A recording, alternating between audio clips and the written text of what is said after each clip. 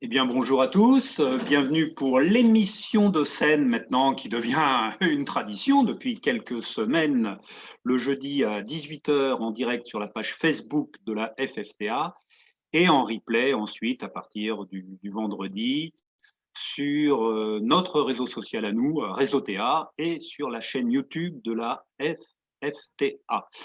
Donc, traditionnellement, on accueille une personnalité du monde du théâtre amateur pour l'instant, hein. Donc aujourd'hui, on accueille une originaire des Alpes-Maritimes. Donc nous accueillons Paul Dimobert Pastor de Au fil du loup. Donc bonjour Paul Di, merci d'être là. Bonjour Jean-Claude et merci de me recevoir. Alors, je veux d'abord te Bien, dire, nous allons traditionnellement t'écouter beaucoup parce qu'on est là pour tout savoir de toi. Comment tu as commencé le théâtre déjà? Comment tu as pris cette passion-là? oh là là, ça fait très très très longtemps. Alors, sachant que l'année prochaine, j'aurai 70 ans, comme ça vous avez une idée, j'ai commencé, j'avais 16 ans. Ça a démarré un petit peu par un challenge. J'étais très timide, comme beaucoup d'ados, et j'étais avec trois copines, et ces trois copines se foutaient pas mal de ma gueule, en étant polies. Et on dit, on va présenter le conservatoire. Mais elles m'ont emmenée parce qu'elles étaient sûres, enfin, que j'allais échouer. Manque de bol, on s'est présenté toutes les trois et la seule qui est rentrée au conservatoire, c'est moi. Bon, alors pourquoi, comment? C'est que je devais avoir quelque chose. Donc, quand j'avais 16 ans, en 1967, je suis donc rentrée au conservatoire de Nice avec Monsieur Sayac, qui était un gentil monsieur. Et j'ai fait première année, deuxième année, troisième année. J'ai eu un premier prix de tragédie. Alors, quand on me connaît et que je suis toujours en train de faire du comique, c'est un peu bizarre, mais j'ai eu un premier prix de tragédie et un prix de diction à l'époque. Alors, je ne sais plus si en première, deuxième, je ne me souviens plus. Et ce qui est assez amusant dans ces 3 années, c'est qu'aujourd'hui, donc plus de 50 ans après, on est très nombreux de ces promotions à se retrouver dans le milieu théâtral. C'est-à-dire que nombreux de mes collègues ont des théâtres. Et il y a même une nana qui a eu un Molière. On est assez nombreux à être restés dans le milieu et on se retrouve. C'est assez amusant de ces 3 années-là. Hop là, il y a quelque chose qui se passe. Tu me vois, moi plus. Qu'est-ce que c'est que ça? Ah, Jean-Claude? moi, on te voit, tout est bon, Moi, a pas du priori. tout. Pas du tout. Alors attends, bouge pas. J'appuie, c'est bon. C'est On bon, c'est bon. t'entend et on te voit. Donc, bon. Voilà, donc le conservatoire terminé, je suis rentrée dans une compagnie qui à l'époque était célèbre avec Bernard Fontaine. Et je dois beaucoup plus peut-être à Bernard Fontaine qui m'a beaucoup appris, peut-être plus qu'au conservatoire. Conservatoire de l'époque, excusez-moi le terme, il y avait beaucoup de lèche-cul, moi c'est pas mon tempérament, il y avait les préférés, etc. Donc parallèlement à ça, je me suis fait donc former par Bernard Fontaine et c'est grâce à lui que j'ai eu ce premier prix.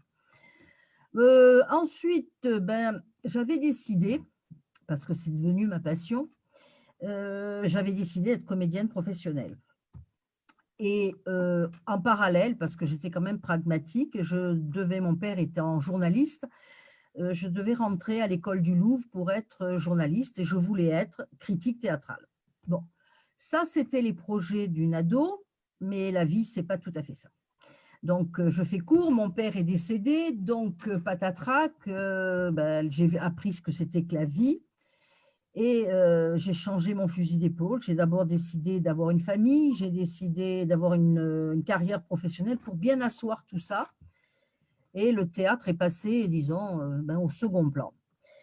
J'ai arrêté un petit peu à cette époque-là et j'ai repris quelques années après. J'avais un enfant, j'avais une profession et j'ai repris et puis je suis repris au même niveau. Et là, j'ai eu beaucoup de difficultés à rester chez moi, tranquille avec mon mari, mes gosses et ne pas partir devenir comédienne professionnelle. Et j'ai eu la chance, je dis aujourd'hui la chance, de rencontrer Michel, je ne sais plus combien, son nom me viendra tout à l'heure, qui était professionnelle et qui m'a dit, tu veux devenir professionnelle? Je dis oui. Elle m'a dit, mais non, tu ne te rends pas compte, tu as une famille, un équilibre, tu as une profession financière. Elle dit, c'est Michel Jacchetti. Et moi, je reviens chaque année parce que j'ai des gros problèmes et je suis obligée de revenir chez mes parents parce que ben, je n'ai pas gagné suffisamment ma vie, parce que j'ai des problèmes, je suis obligée de travailler à côté, etc.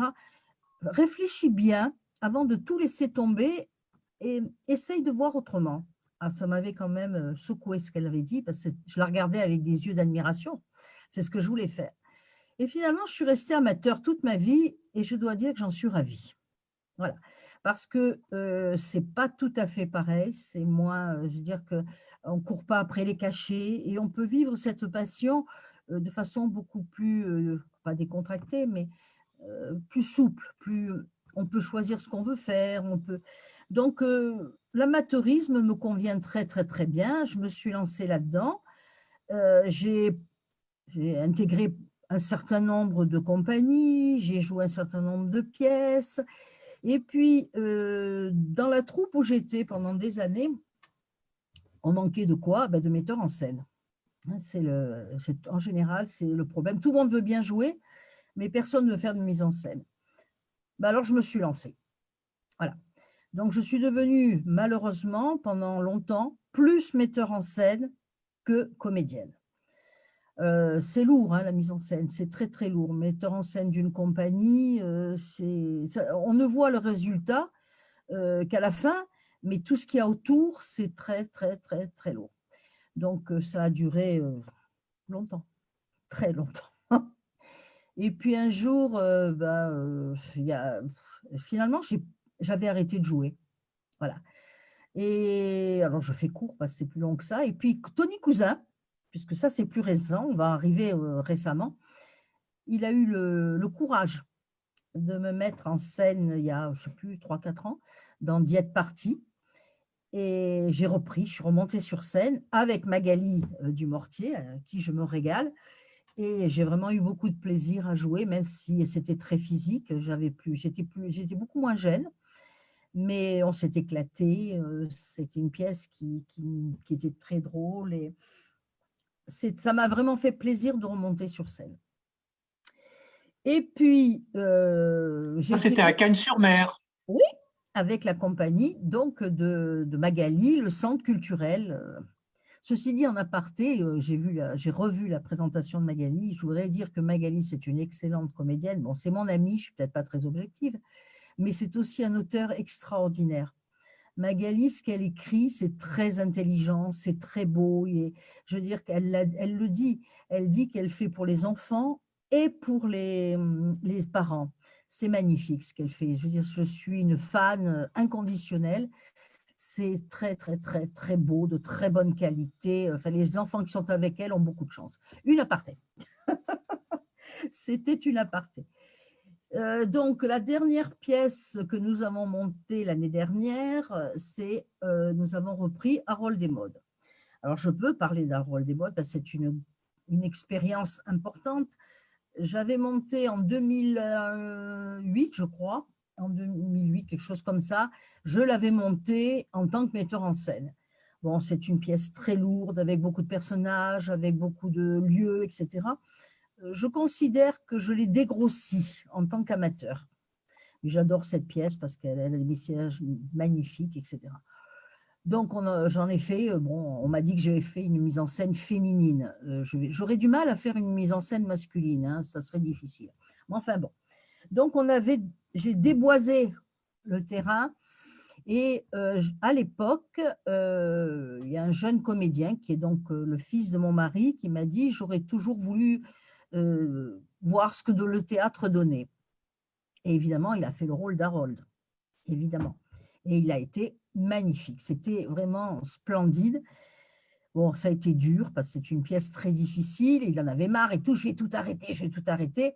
En réalité, il n'a rien arrêté du tout. Il est devenu comédien professionnel. Alors ça, c'est ma cerise sur le gâteau. autant j'ai découragé mes enfants. Mes enfants, ils en avaient ras-le-bol de manger du théâtre. Ils ont dit non, stop. Autant donc mon beau-fils est devenu comédien professionnel. Et j'en suis très, très, très, très fière. Alors ça, c'était 2008. Et cette pièce, j'avais toujours envie de la remonter. Et on a eu un jeune comédien professionnel, très doué, et j'ai dit, il est en train de monter, c'est maintenant qu'on remonte à Rôle-des-Modes, parce qu'il y avait ce comédien, c'est aujourd'hui qu'il faut le faire jouer, parce qu'après, on ne pourra plus le toucher. Et là, qu'est-ce qui s'est passé? C'est que mon beau-fils est devenu le metteur en scène, et que moi, je suis devenue comédienne.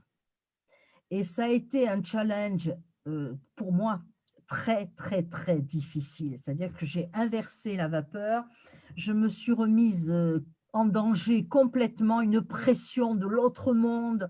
J'ai jamais vécu ça. J'ai eu très, très, très peur. On l'a fait, on l'a fait. Mais je dois dire aujourd'hui, comme je disais tout à l'heure, je me soigne. J'ai eu plus le trac que le plaisir de jouer. Et pour l'instant, je ne suis pas guérie. Voilà, c'est-à-dire que je n'ai pas retrouvé la souplesse, la légèreté du jeu. Quand j'y pense, j'ai encore le trac qui remonte. Donc pour l'instant, j'ai plus envie de jouer. Même pas, tu vois, tu me dis, viens, on fait les trucs là pour les comédies. Non, pour l'instant, laissez-moi. Je ne sais pas ce qui s'est passé. J'ai une amie qui est directrice de théâtre, qui joue vraiment très, très bien, qui a mon âge.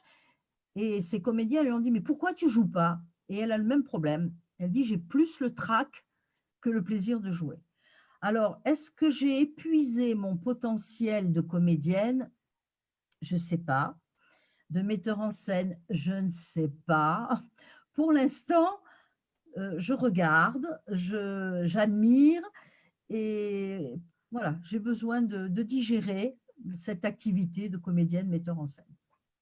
Voilà mon parcours. Et donc ça, c'était avec la compagnie Au fil du loup Oui, à Rôle-des-Modes. oui.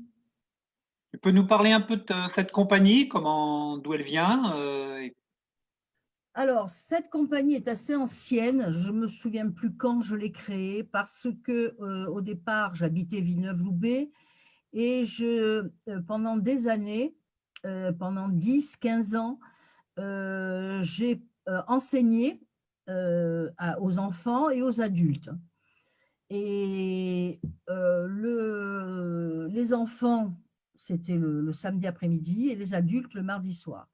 Et évidemment, on a créé ce qui coule de source, on a créé la compagnie Au fil du loup.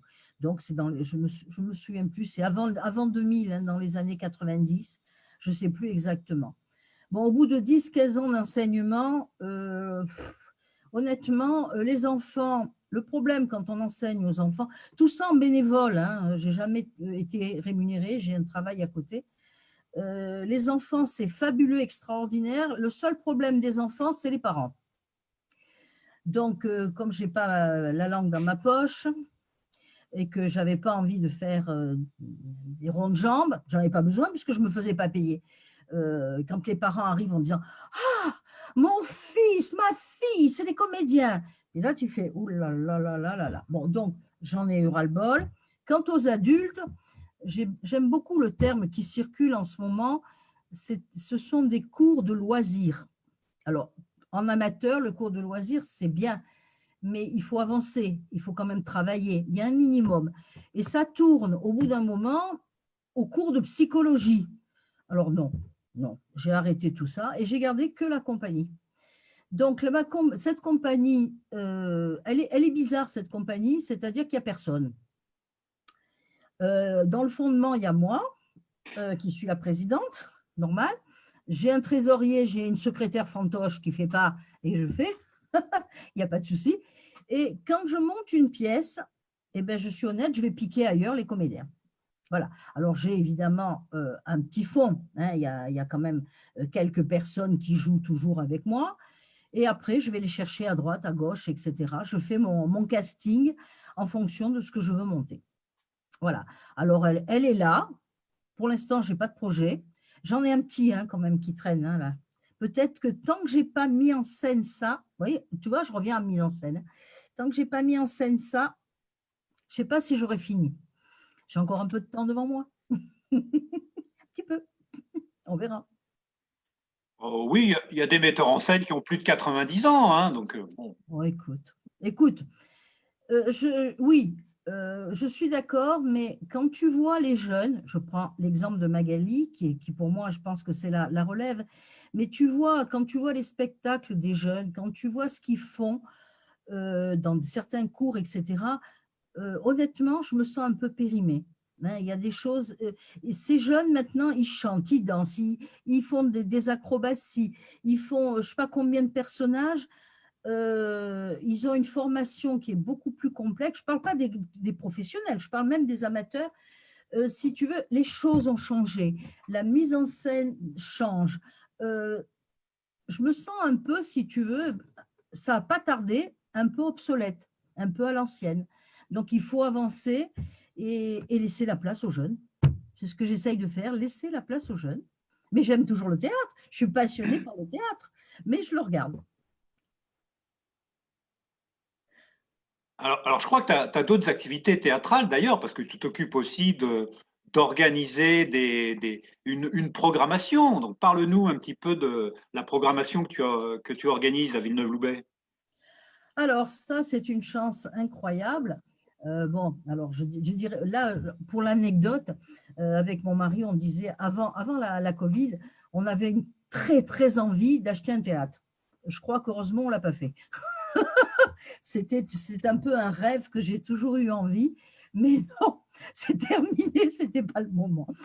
Et donc, en On en 2010, a un à vendre si tu veux. oui, je sais, ouais, mais j'ai pas envie d'aller vivre là-haut. Moi, j'ai l'habitude de la mer, de Nice, avec tous les problèmes niçois qu'on a. Mais je suis niçoise, mon mari aussi. Je suis nissarte. Et donc, en 2010, non, alors je reprends.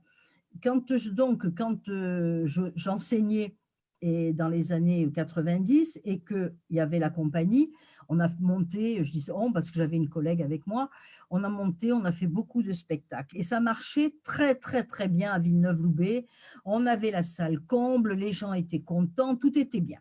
Bon, moi, ma vie personnelle, des fois, elle me coupe un peu le terrain et il se trouve, bon, alors c'est dans les années 2000 à peu près, je ne sais plus, bref, je divorce et je quitte Villeneuve-Loubet. Donc, le temps de me remettre sur mes pattes, aussi bien, un divorce, c'est matériel, c'est affectif, c'est tout ce qu'on veut. Je ne voulais plus aller à Villeneuve, je ne voulais plus mettre un pied, j'avais vendu ma maison, tout ça. Et un jour, je vais quand même voir un spectacle à Villeneuve-Loubet. Je remets les pieds à Villeneuve, je ne sais pas, peut-être 10 ans après. Hein. Et je tombe sur le maire qui était à l'époque en place. Et il y avait un spectacle magnifique et personne dans la salle. Et je dis, mais c'est pas possible, qu'est-ce qui s'est passé? Il n'y a plus rien à Villeneuve. Il me dit, non, depuis que tu es parti, il n'y a plus rien. Ah non, c'est pas possible. Alors il me dit, écoute, si tu veux, un challenge, c'était 2010, et un challenge, tu me remontes le théâtre. Ah, parce que il va s'ouvrir une grande salle, il va s'ouvrir un pôle culturel, et j'ai besoin que tu me fasses un creuset, que tu me redémarres le théâtre pour l'amener dans cette grande salle. Mais je travaillais encore à l'époque. Alors j'ai dit, écoute, c'est un peu tôt. Non, c'est maintenant ou jamais. Donc, je travaillais encore et j'ai, à ce moment-là, créé l'association Au fil du loup. On a commencé à programmer dans l'ancienne salle qui existe toujours à Villeneuve-Loubet. Et petit à petit, en programmant, etc., j'ai remonté le public, j'ai remonté le théâtre à Villeneuve-Loubet.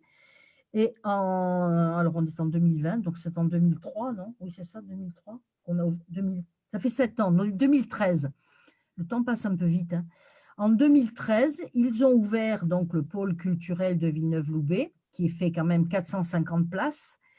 Et j'ai amené mon public, il y avait à peu près 100, 150 personnes, et ça a été le démarrage de la salle à Villeneuve-Loubet. Et donc, depuis 2013, effectivement, et là, je m'éclate, je me suis éclatée. je m'éclate de… Pourquoi j'ai dit que ça faisait 20 ans? Oui, 2010, 2013, c'est ça, c'est ça. 2013, là, donc là, c'est une grosse salle avec des impératifs, avec des sécurités, avec des techniciens. C'est très, très, très lourd. Ce que j'ai essayé de faire dans ma programmation, j'ai essayé de… Alors, sans budget, hein, toujours bénévole, hein, c'est comme ça. Et donc, j'ai essayé de programmer le meilleur des professionnels et le meilleur des amateurs dans le 06 et dans le Var. Tout ce que je pouvais programmer de bon. Alors, l'impératif, il est toujours le même et c'est toujours un problème, entre guillemets, il faut que ça soit drôle. Alors, drôle, il y a des pièces magnifiques qui ne sont pas drôles. Et là, le public, on ne le voit plus. J'ai fait une fois, j'ai programmé une pièce magnifique sur le cancer. On m'en parle encore. Hein, on me dit, ah non, plus ça. C'est la vie, mec. Je suis désolée. Le théâtre, ça représente la vie. Hein, et donc, on peut parler du cancer. J'ai vu des très belles pièces sur Alzheimer. Je suis désolée, il faut en parler. À force de se cacher la réalité, de se mettre des pots de saucisson devant les yeux, c'est peut-être pour ça qu'on en est là. Je ferme la parenthèse.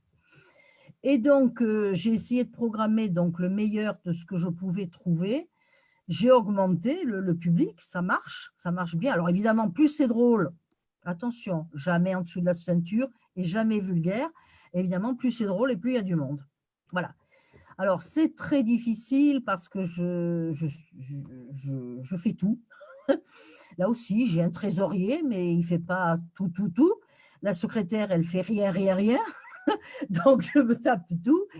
Et les conventions, enfin, c'est assez lourd, les sécurités, les machins, les trucs.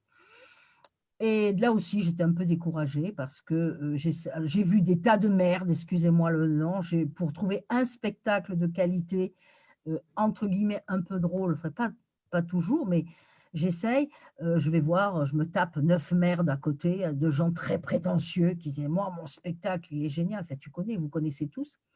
Et en réalité, bon, ben, comme je dis, le talent est inversement proportionnel à la modestie. Mais enfin, bon, c'est comme ça. Donc, je ne me suis pas fait que des amis, ça c'est certain. Et donc, je programme toujours. Alors, où on en est? Ben, on en est que on a annulé, non pas annulé, j'ai essayé de reporter. J'ai essayé de reporter les spectacles qui n'ont pas été joués, donc c'est en mars, avril, mai, juin, puisqu'on n'a pas joué. Donc, j'ai reporté ce que j'ai pu reporter, de façon à ce qu'ils jouent. On est passé limite. Alors là, je te passe. Hein. Les conditions avec la Covid, c'est…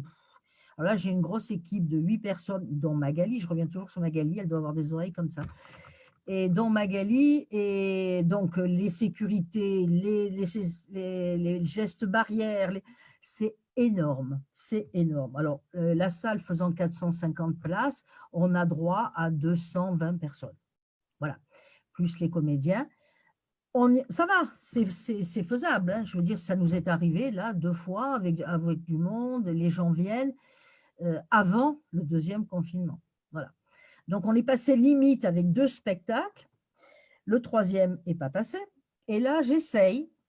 Moi, je suis une grosse optimiste. Donc, j'essaye de faire le maximum, aussi bien pour le public que pour les compagnies qui souffrent et qui ont envie de jouer. Donc là, mon projet, est-ce qu'il va se réaliser? J'en sais rien.